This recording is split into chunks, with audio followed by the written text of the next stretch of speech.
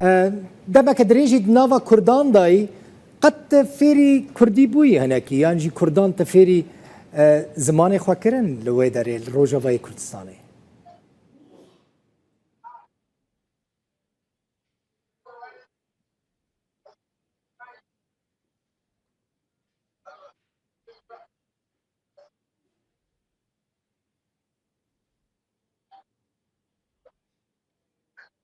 Well, when it's time for our interview to be over, دمكو ديمانا ما خلاص باز شم بكارم بيجم كاتاكي خوش زور سپاس. قال لك خواشا كيف مت براسي جنرالê کی امریکی فری کردی ببل و داره خوشا برز جنرال بکردی کردستان خوشا يعني ماينات نافا كردان دا تشتكي خوشا.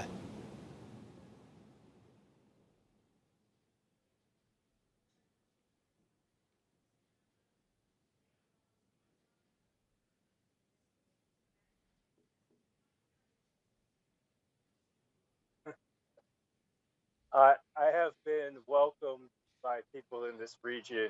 خلک به هرمه پیشوازی که گرم لمن کریا به تایبەتیشی خلک کردستان و کردین روشالات باکوری سوریا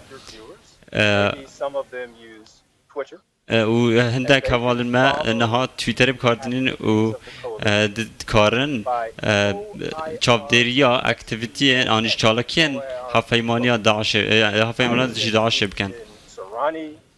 هنده جارا از تویتان به سورانی و کرمانچی دنویسم و به انگلیزی و به عربی و به زمان دیجی. کیف آمده برز جنرال براسی گلکی کیف آمده دشوپینم تل سر تویتره که دبینم د کردی دنویسینی کرمانچی دنویسینی سورانی دنویسینی و جبیر نکه کرد ملت کی میوان پرورن ج بیانین کو الیکاریا وان کرنا حزدکن يعني دلسوزن وفادارن ندورك تفيري رقص وديلان وسترانين كرديجي بكن زور سباس